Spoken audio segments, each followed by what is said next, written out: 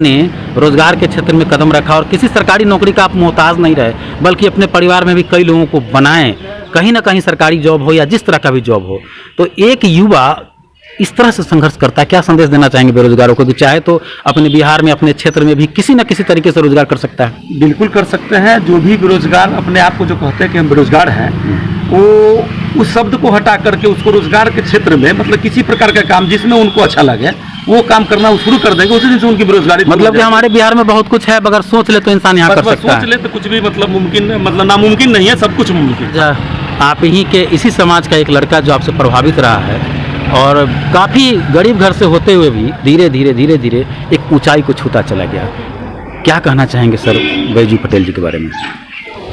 भगवान से ही प्रार्थना है कि बहुत फूले फले प्रगति करे। सीमाई इलाके का यह पेट्रोल पंप जो काफ़ी पहले खुला था और बंद हो गया था, बताया जा रहा है कि नेपाल में तेल सस्ता था और यहाँ महंगा था, काफ़ी दिन बंद रहा।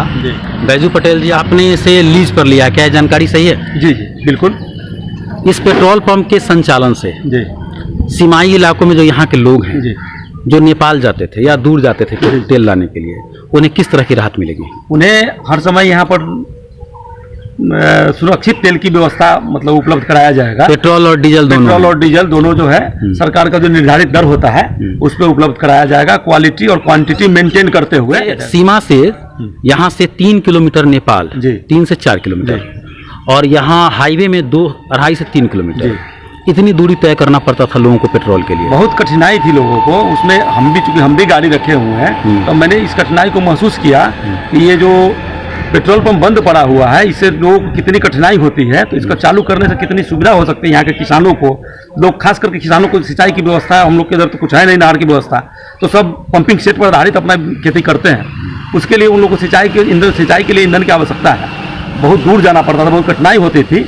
और ये पंप स्टार्ट हो जाने से, पुनः चालू हो जाने से हमें लगता है उन लोगों को बहुत सुविधा। अक्सर कई बार देखा गया है कई बाइक चालकों को पेट्रोल नहीं होने के कारण या नहीं तो ब्लैक से लेते थे या नहीं तो यहाँ से बाइक को पैदल धकेलते हुए ले जाते थे, तो कहीं ना कहीं उस सब चीज़ से मुक्ति मिलेगी लोगों को। बिल्कुल बिल्कुल। गुणवत्तापूर्ण जो होना चाहिए वो व्यवस्था जरूर होगी, 100% उसका एकदम अनुपालन किया जाएगा। उसके लिए हम लोग सदैव तत्पर रहेंगे। बेहद ही कम उम्र में सीमाई इलाके के इस सुदूर कस्बे में, गाँव में अब तो बहुत सारी सुविधाएं हुई हैं। यहाँ आप जैसे युवाओं ने संघर्ष किया और संघर्ष का दामन थाम कर कई क्षेत्रों में आप आ गया है। इतना बड़ा उपलब्धि, इतना प्रेरणा कैसे मिलता है आपको, कहाँ से मिला? ये सब आप लोगों का स्नेह प्रेम है।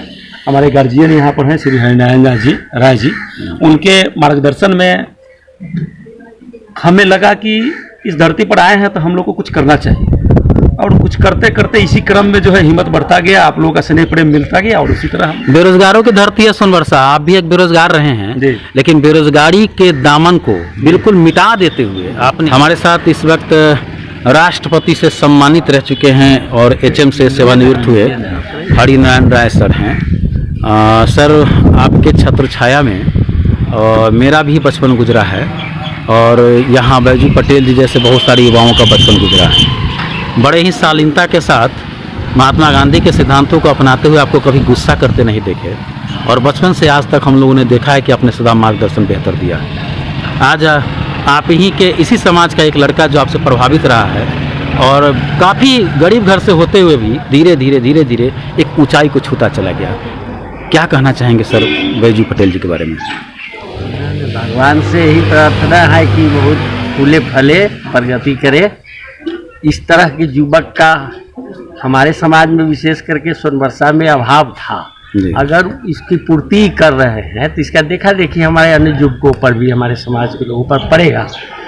अपने बूते, अपने बल बूते, अपने बुद्धि विवेक से, मेहनत के बल पर, ईमानदारी और निष्ठा से किसी काम में तन्मयता से लगता है आदमी, तो आज न कल निश्चित रूप से उसे। आप सभी को बता दें, जितने भी हमारे दर्शक देख रहे हैं, हम आपको स्पष्ट कर दें कि भारत और नेपाल का यह सीमाई इलाका है सोनवर्षा, अंतिम छोर पड़ता है। लेकिन दुर्भाग्य ये रहा कि यहाँ बहुत सारे पेट्रोल पंप इसलिए बंद हो गए, यहाँ महंगाई ज़्यादा हुआ।